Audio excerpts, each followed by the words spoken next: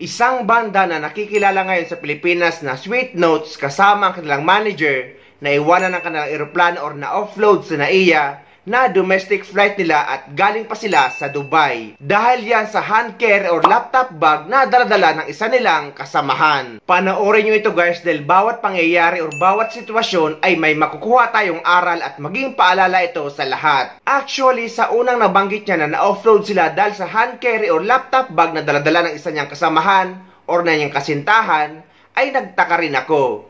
Dahil nga allowed naman magdala ng isang hand carry at laptop bag kapag sasakay kayo sa eroplano. Dahil given naman ang laptop bag kasama ang hand carry at kahit nga meron pa kayong isiling bag or personal handbag. Ngunit ang laptop bag na tinutukoy ay isang backpack na medyo malaki pala, kaya hinarang na ito sa screening ng isang officer. At dahil nga tapos na ang boarding time nila sa Cebu Pacific sa boarding area, ay sinabi ng Cebu Pacific staff na no-show na ang pasahero na kasama nila. At ayun nga, hindi na sila nakalipad dahil hindi naman nila pwedeng iwanan ang isa nilang kasama. Na humihingi nga sana sila ng konsiderasyon kahit 5 to 10 minutes dahil nga na-stuck ang isang kasama nila sa screening officer dahil sa laptop bag na dala-dala nito. Ngunit hindi pumayag ang Cebu Pacific staff dahil ayon sa kanila ay may oras at dapat on time ang pagsasara ng boarding gate kapag natapos na ang boarding process. Ang cost sa offload is dalawa daw yung dala ni BJ na check-in ay na hand carry, which is dalawa naman talaga ang pwede, 'di ba? Isang personal at saka isang hand carry. Ngayon ang sinasabi kasi nila, hindi daw pwede yung... Yes, naka-check-in online po kami. Naka-online check-in kami. Dito lang kami hinarang sa may boarding gate. Walang problema sa mga check-in po namin guys. On time po kami. Galing lang ang problema namin, yung papunta na kami sa boarding gate, may isang security na lumapit sa akin. Sabi niya, hindi daw pwedeng dalawa yung dala kong bag. Kasi malaki daw yung isa. Sabi ko yung laman kasi dito yung isa kong bag. Ito yung magsisilbing personal ko. Ito po yung laptop, computer. Hindi naman po pwedeng i-check-in to. Umiiyak ako kasi na-offload kami papuntang Butuan na flight kasi dahil lang sa bag na dala ni BJ. May dalawa kasi siyang bag na dala, which is yung hand carry tsaka yung laptop bag niya. Ngayon, boarding time na, nandito na kami ha. Siya lang yung hinarang dun sa sa gate. Kasi nga yun yung nangyari. Boarding time na. Ngayon, ako dito na give us more time kasi papunta na si BJ. Hindi talaga nila kami binigyan kahit 5 minutes lang. Kahit 5 minutes hindi nila kami binigyan. Talagang in-offload nila kami. Kaya yun yung nangyari. Hindi kami nakahabol sa flight. Which is, meron kaming show sa Kandag, Surigao del Sur. Hinahanapan namin ngayon ng paraan na makakuha pa ng isang flight papuntang Butuan. So sana maintindihan to ng marami kasi expect nila na darating kami ngayon. Sana makakuha kami. Nahanapan namin ng paraan guys. I think nag-book si Jaira ng next flight like 7, 6? Umbot na kung naapalagi. 6 kung sana kung meron pa. Sana kung halimbawa makuha man namin yung 6 PM, makarating kami siguro mga 6, 7, 8 na. Tapos biyahe pa kami ng 2 oras. Patandag. So, 10 or sharp na kami makarating. Sana po kung makuha man namin yung 6 at makarating kami ng 10, sana po maunawaan po ng lahat ng mga taga-Tandag. Galing pa po kami sa Dubai.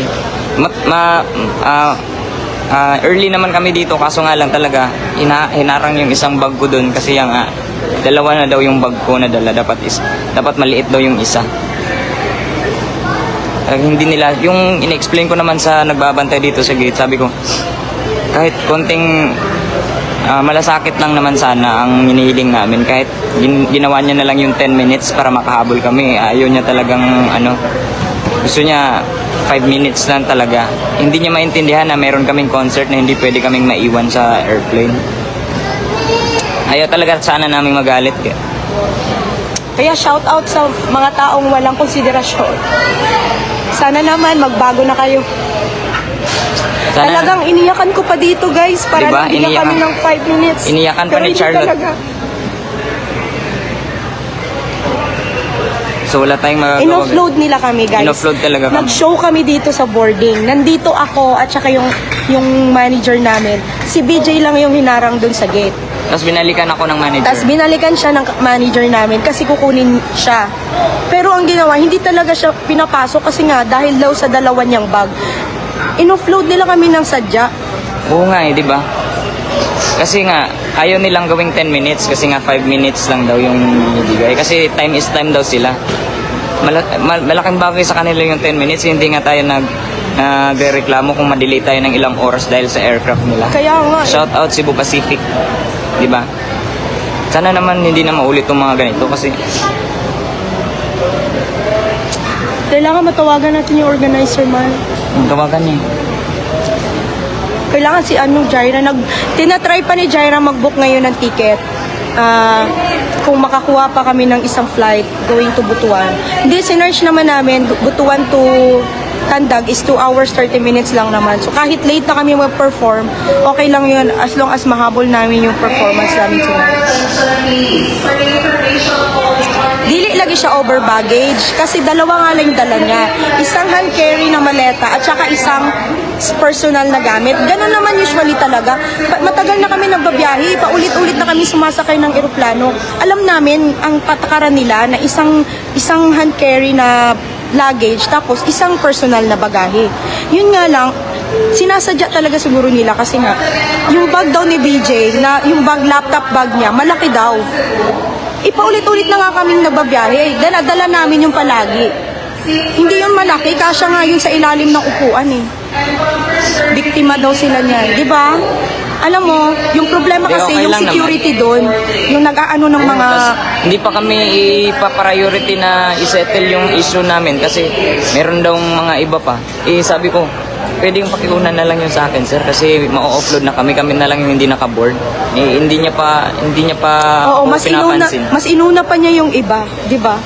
Yeah, Tarang sinadya relax nila. lang naman po kami, pero hindi pwedeng hindi kami mag-react sa ganitong sitwasyon kasi maraming tao. Hindi lang kami na perwisyon nito eh, kasi buong Tandag eh, kasi may show tayo sa Tandag.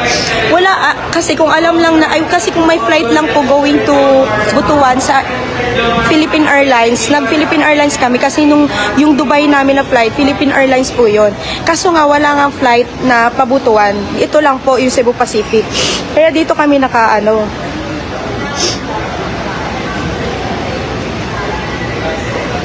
Di rereklamo po namin to kasi damage to para sa amin eh. Damage sa pangalan namin kasi nga may event kaming pupuntahan. May kontrata po kami doon.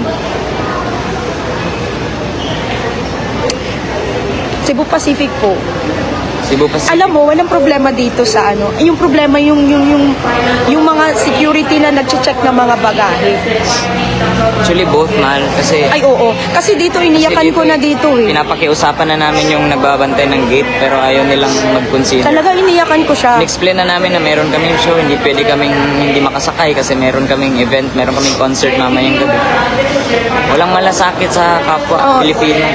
Irereklamo talaga namin to. Kasi shoutout din sa staff dito sa Cebu Pacific. Hindi naman. Hindi siya talaga nagbigay ng konsiderasyon. Hindi naman pwede sabihin nilang time is to time kasi tayo, sir. Hindi na nga kami nagre-reklamo in Cebu Pacific ilang beses. Almost every flight namin nagde-delay kami. Di ba? But, hindi dapat ganun. Dave, irereklamo namin to. Inaantay lang namin si manager. Kung may mga taga-Tandag na nanonood ngayon, guys, paki-share po ng live para malaman ng lahat ng mga taga-Tandag. Mag-ask tayo ng damage nito. Wala daw, lilipad na daw yung aeroplano. Yung sabi, di ba 5 minutes talagang iniyakan ko siya dito. Give me more 5 minutes kasi papunta na si BJ. Hindi talaga niya ako binigyan, guys. Talagang sumigaw na ako dito kasi yun nga, meron kaming show nahabol. Okay lang sana kung wala kaming show ngayong gabi. Kasi maiintindihan ko pa siya. Magbubuk na lang kami ng another flight tomorrow. Pero kasi may event kami nahabol namin yung event namin. Wala kasing flight yung Philippine Airlines, kaya ito yung nabook ng client, yung Cebu Pacific. Kasi kung may Philippine Airlines lang sana, dun sana kami. Palagi. Wala Cebu Pacific lang. Oo, magpa-file kami ng damages dito. Yes. Kasi hindi lang to damage sa pangalan namin. Damage din to sa event, sa nag-organize ng event, 'di ba? Kasi they're expecting na nandun kami.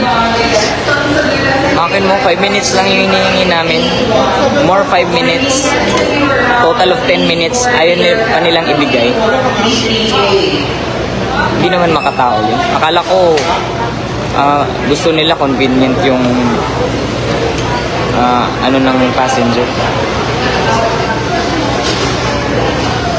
Sige lang, sana makakuha pa kami ng flight. Si manager namin, yung road manager namin, nandun na siya ngayon sa nagbubook siya ng flight. Let's pray na sana makahabol pa ng isang flight. Sana kung makaabot man kami sa next flight, sana. Kung makaabot kami sa next flight, sana naintindihan ng mga taga-Tandag na late na po kaming makaka-perform. Eto kasi nangyari, gusto nila ipa-check-in yung isang hand carry. Pero pwede naman sana yun kung may time pa. Kaso nga 'di ba, boarding na eh. Hindi na cut off na yung cut off na yung check-in. So hindi na pwede. Sana naman nagbigay na lang ng konsiderasyon kasi dalawa lang talaga yung dala ni BJ na bag. Yung isang hand carry niya at isang personal, which is yung laptop bag niya. Ngayon, ang sinasabi nga nila, hindi daw pwede yung laptop bag niya kasi malaki daw. Palagi kami nagpa-flight, dala-dala namin yun at yun lang din ang dala ni BJ. 'Di ba? Parang sinadya talaga eh. Tapos umiyak pa nga ako dito, ayaw pa rin magbigay ng konsiderasyon. Sorry Lagot na yung tao nga wala konsiderasyon ko eh. Hindi naiwasan ako nga masuko diri. Tapos ingon pa siya, kalma ka lang ma'am. Ha? Kakalma pa ba ako sa sitwasyon na to? Ano gud ko sa iya? Iiwan na kami ng eroplano. Maiiwan na kami ng eroplano. Kakalma pa ba ako? Ano gud ko sa iya ha? Naguta nga to sa iya. Lagi siya consideration ba? Tapos ingon siya, no show daw ang pasahero. Nandito nga ako, nandito yung manager ko. Si BJ lang yung naiwan dun sa gate. Ba't sinasabi mong no show kami? Kasi pag no-show manggod, automatic offload. Pero kung nag-show ang tao diri sa boarding gate, dili nila na pwede i-offload. Tapos makaingon pa siya, on time daw ang Cebu Pacific. Oh, hello! Wala gay may reklamo nga delay mo permi sa inyong flight. Ang cost sa offload is, dalawa daw yung dala ni BJ na check-in hand carry, which is dalawa naman talaga ang pwede, 'di ba? Isang personal at saka isang hand carry. Ngayon ang sinasabi kasi nila, hindi daw pwede yung hindi kasi ma-consider na hand carry yung bag kong isa kasi personal ko yun kasi laptop yung laman. Laptop ang laman ng bag. Pero hindi niya pa rin kinonsider. Yes, naka-check-in online po kami. Naka-online check-in kami. Dito lang kami hinarang sa may boarding gate. Walang problema sa mga check-in po namin, guys. On time po kami. Galing lang, ang problema namin, yung papunta na kami sa boarding gate, may isang security na lumapit sa akin. Sabi niya, hindi daw pwedeng dalawa yung dala kong bag. Kasi malaki daw yung isa. Sabi ko yung laman kasi dito yung isa kong bag. Ito yung magsisilbing personal ko. Ito po yung laptop, computer. Hindi naman po pwedeng i-check-in to. So, ang tanong ng marami, bawal ba magdala ng laptop bag kasama ang hand carry baggage?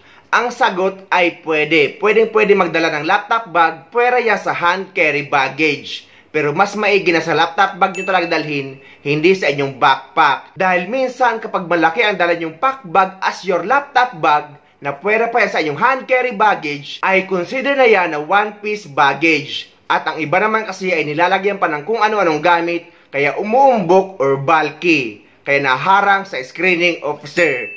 Pero nagtataka rin ako bakit may pakialam dito ang screening officer na issue naman ito between ng airlines at ng pasahero. Pwede naman nga sana silang pagbayarin na lang ng extra, pero bakit hinara ng screening officer sa screening area? Base din sa video na inalok sila ng staff na i-check-in na lang ang dadala nila. Pero ang sabi ng babae o ng pasahero, nasarado na ang check-in counter kaya hindi na ito ma-check-in.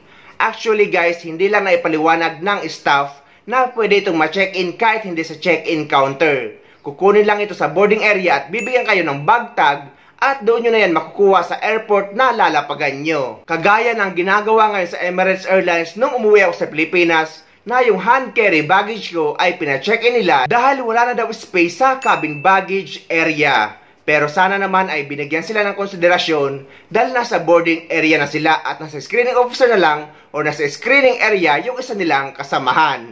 Pero ganun talaga, rules is rules. Matuto tayo sa naging karanasan nila. Hi Charlie, ilang hand-carried bag ba ang pwede? Every passenger is allowed one hand-carry bag inside the cabin. Maximum of 7 kilograms. Bakit isa lang? If you have one hand-carry bag, mas mapapabilis ang boarding at deplaning process. We do this para efficient tayong lahat. Ah, ganun pala yun. Baka naman pwede yung laptop bag. Pwede ang pangalawang bag, as long as it's for your gadgets, a small bag na kasya under the seat, food na hindi pwede check-in, at mga binili mo sa airport. Max of 2 lang. Easy, diba? Ay, thanks Charlie.